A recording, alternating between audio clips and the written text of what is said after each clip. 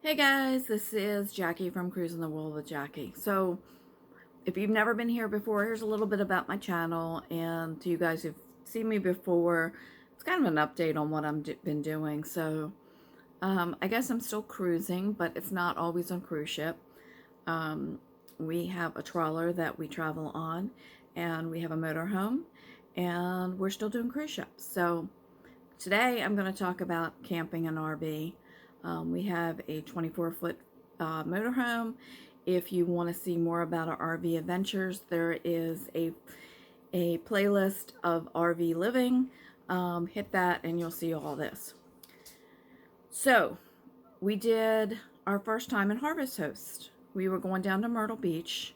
We joined Harvest Host, I don't know, a month ago, right about the time we got the motorhome, and we wanted to experience that.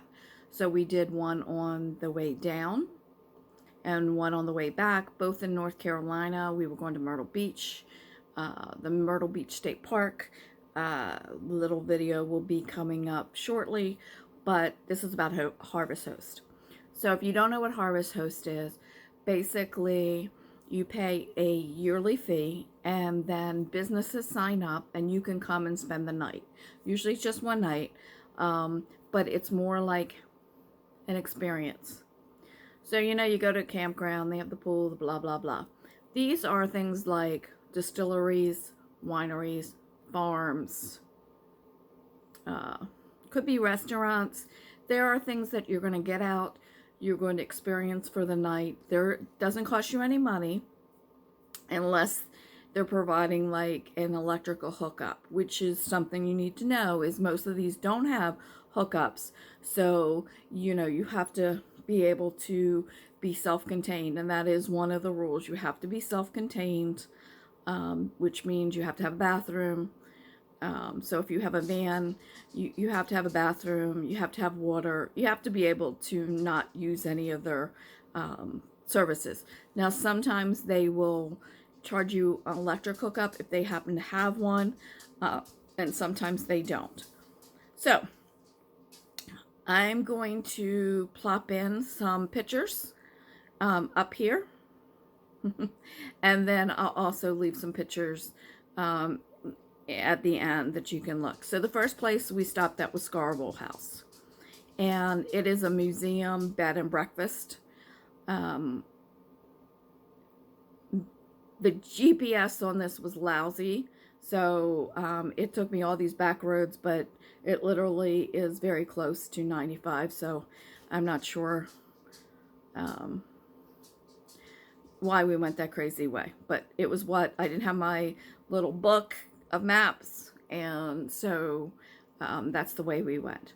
So it is just starting out. I believe there was a lot of work going on, but there were two interesting things about this place. They had a pool that you could use, and they had electrical hookups for 20 bucks. So because you're not paying anything, Harvest Host, you're supposed to patronize wherever you're stopping. So Scarborough House, like I said, I'm sorry, I was interrupted getting the dogs in. So Scarborough House is going to be a bed and breakfast, or they may be taking customers now. There was a lot of activity going on. I think it's going to be a really nice place. The owner was not there that night, so I didn't get to take a tour of the historic house, but I did buy electricity from them. It was 20 bucks.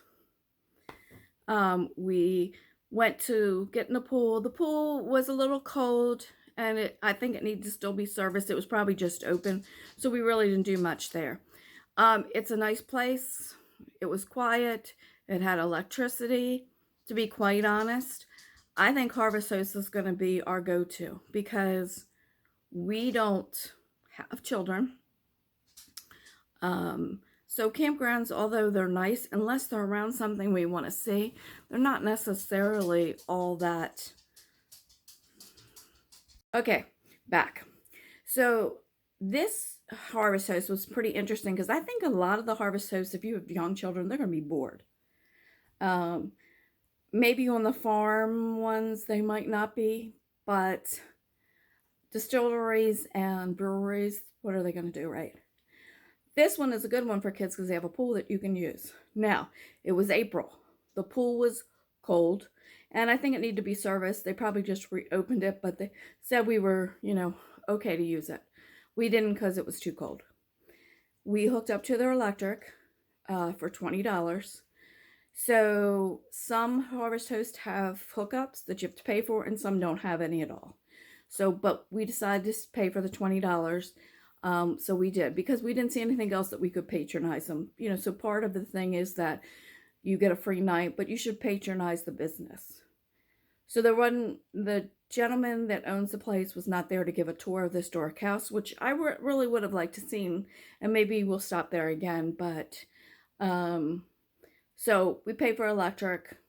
I'm sure $20 more than sufficient for overnight. So I felt like we patronized them that way. We really didn't see anybody except some workers. We parked right next to his barn. I'll put some pictures up here, and there'll be, I think, a short video in the end that you can watch. But it was a very pleasant night. There is a little bit of noise in the morning. It is a kind of a backwards road, but I guess it must be connecting to something, because there were some trucks and stuff in the early morning, but it didn't really bother me. Once I'm asleep, I'm asleep. But it was pleasant. Easy to get to, even though the GPS gave us this kind of way. And it had electricity, so that was perfect. So we went to Myrtle Beach and we stayed a week, and then we came back, and on the way back in North Carolina, we stopped at Weldon Mills Distillery. I'll put the name up there in case I screwed it up, but I'm almost sure it's Weldon Mills Distillery. And that was really nice. It was right on the water, and lots of people. Weldon is the rockfish capital of the country or the world. Lots of fishermen, boats, fishermen, all kinds of stuff. The distillery itself was really fun. We did a tour there. We bought some vodka, and my husband got a t-shirt. So we more than patronized them. It was really a nice place. They have a fire ring with fire. They have a fire ring there with wood that you could have a fire at night if you wanted to, which I thought was really nice. We happened to be the only people there, which is really funny, because when I was looking at the reviews, it said, oh, we were one of 5, we were one of 6, and we were the only ones there that night. So we didn't start a fire, but it was really nice. It was really nice that it was on the water. You just walked across the street into the parking lot of the park, and it was really nice. Our dogs, were able to get them out walking. So it was really an enjoyable night. I'm sure that we might stop there again. That is right off of 95. It was really easy to get to and out of. So overall, to me, Harvest Hosts are perfect for somebody like us. We don't have children. It's nice to do different experiences while you travel. Now, you can only spend one night, and almost all Harvest Hosts only allow one night. But I think it'll be our go-to for coming and going for longer trips.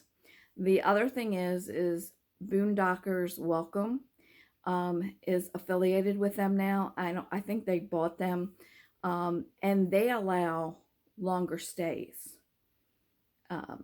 Boondockers Welcome, we haven't used yet. We just signed up for Harvest Host and Boondockers Welcome about, right when we got the RV, which is the middle of April. So we took these trips in the middle of April. So we haven't used Boondockers Welcome yet. But they're basically people. Most of them are private homes. I've seen some churches where they sign up for it, and they can use the services too. So they're kind of getting their membership free if they allow people to stay on their property. 90% of them that I saw didn't have any electric or anything, which is fine. There just weren't any close to where we were going this time. So far, we've really enjoyed Harvest Host. We think it's going to be our way to travel back and forth when we're going different places. So let us know what you think, and video and pictures will be at the end. Thanks. Like and subscribe. Thank you.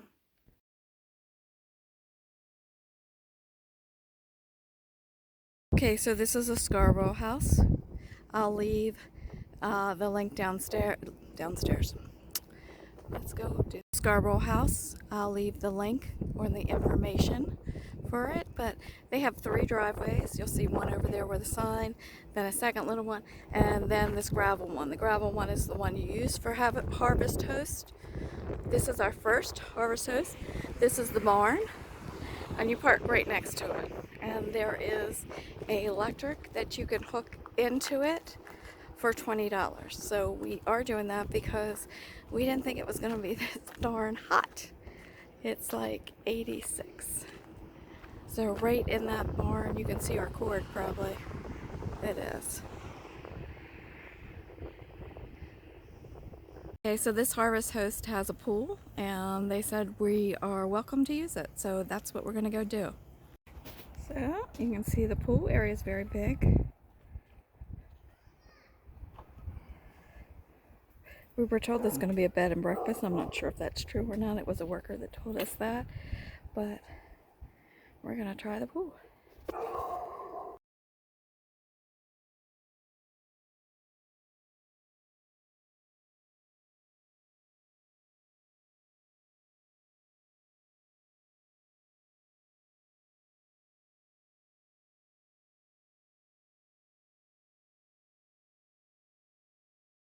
So it's basically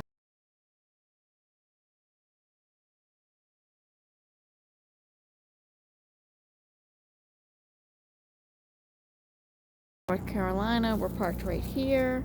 They do have porta potties. Sorry, the dog is tripping me. They also have a fire pit with lots of wood that you can use. So that's really nice. And across the street, we are right by the river and a park. So we're going to walk over there and look a little bit. Parked there. We were told we could park there too, but we were already set up there. So it might not be the right place. That's probably the right place. But there doesn't look like there's going to be anybody else joining us. It's almost 6:30. So we're right across from the river, and there are a lot of fishermen out there. Which on the comment section, I did see that apparently Weldon is the rockfish capital. So I'm not sure if they're trying that or bass, but there's a couple boats here, and then where you can't see because of the trees, there's more up a little bit. Turn around from the park, you'll see our RV over there behind the distillery. We did take the tour. We bought some vodka and a t-shirt. Walking the dogs over at the park. Wow, this is a huge boat ramp. I guess 3 across. And you can see people are just fishing off of the other side, on the other side of it. And then there's more boats out there. This is really nice, and a really nice place to stop. It's a little hot today. We have our generator running, but so far we're the only ones there. So I guess we're gonna let it run. They said we could run our generator, so since it's so hot, we'll probably run it until it gets dark, or until somebody else comes next to us.